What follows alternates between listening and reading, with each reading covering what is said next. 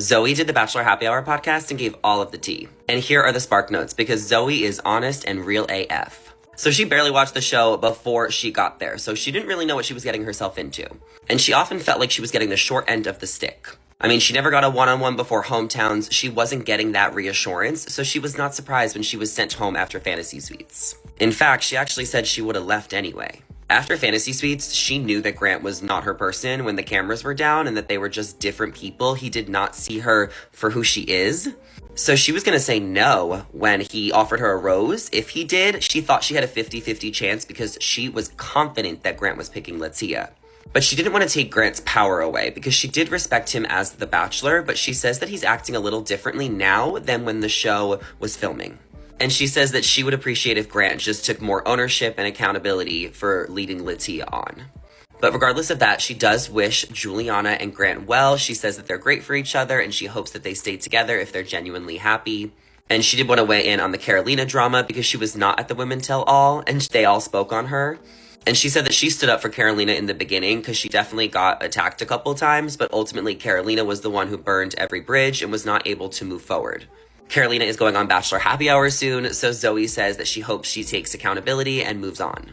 Zoe felt mistreated in the beginning by the girls, and she felt like she had to fight for her life in the house for the first few weeks, mostly because she stole him away on that basketball date, and for her, she was just trying to, leave her mark and let Grant know that she wanted to get to know him. She really wasn't trying to rub people the wrong way, and she feels like the fans really misjudged her in the beginning, and that by the end of the season, she got, respected and was seen for who she is. A lot of the girls have apologized to her since filming.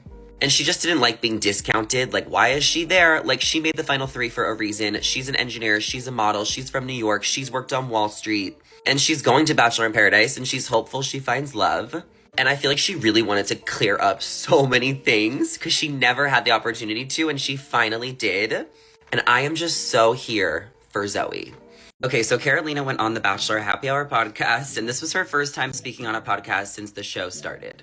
And here are the spark notes, and this is going to be part 1 because they're going to drop a part 2 probably tomorrow.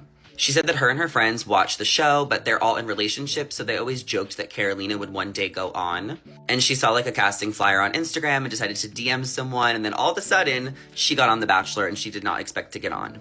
She really thought that her and Grant would mesh well, so she was excited about the experience, and she also thought she'd mesh well with production. She was very nervous walking out of the limo. She had so much anxiety the first night, and her dad also went through a health scare before she went on The Bachelor. She said during that group date when she straddled Grant and was kissing her and dancing on her, the crowd was really hyping her up to do it. So she knew it was awkward, but she kissed him anyway. She thought that a lot of people already kissed him by that point. But then when she got to the night portion of that group date, she did feel some of the energy off between the girls. And this is where at night she talked to Rose and they were telling each other information, and Latia was there too. And they were like, should we stop telling each other things because we're only hurting each other? Only to find out that Grant was telling them a lot of similar things and doing different grand gestures with all of them. But obviously she did have that conversation with Rose, and she actually feels bad for putting Rose in the middle. After watching that scene back where Grant told Rose that he was thinking about her, Carolina understands both sides. And she really was more mad at Grant for going to look into it and asking all of the girls because that's something that she wanted to squash with him. And it was something that she just had to bring up because after she heard that Grant was thinking about other girls, she just wanted to get to the bottom of it. And she felt really bad for putting Rose in the middle. She kind of just said that Grant was doing too much and saying too much and overpromising other women. And she really didn't like when Juliana pulled her aside to tell her that some of the girls were talking bad about her and she should know now or she's going to find out when the show airs. She felt like when Juliana pulled her aside that it was performative for the cameras and that she never was trying to be a negative presence on the show.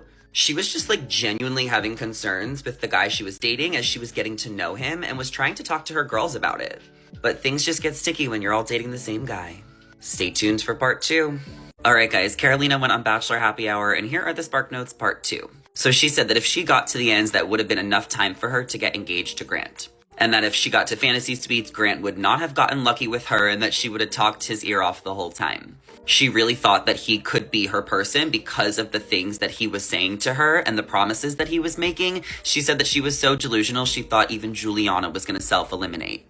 She said that she only was going to address her epilepsy with The Bachelor if she thought that he was her person. So it was like a really big deal for her to open up and be so vulnerable for him and the world. And the girls in the house did not know about her epilepsy.